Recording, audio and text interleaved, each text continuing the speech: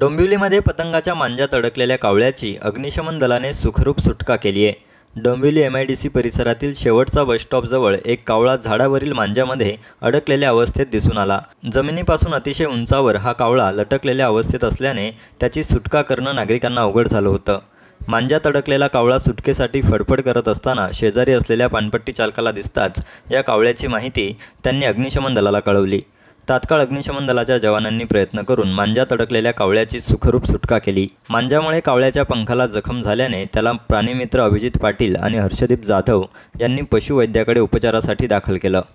Digital बातमीदारीच्या युगात अल्पावधीतच नावारूपाला आलेल्या आणि लाखो प्रेक्षकांच्या पसंतीस उतरलेल्या एकमत न्यूज चॅनलला इंस्टाग्राम आणि फेसबुकवर फॉलो करा आणि यूट्यूब चॅनलला सबस्क्राईब करा। एकमत न्यूजशी संपर्क साधण्यासाठी 6384040404 या क्रमांकावर कॉल करा। ताज्या घडामोडींसाठी पाहत रहा एकमत न्यूज।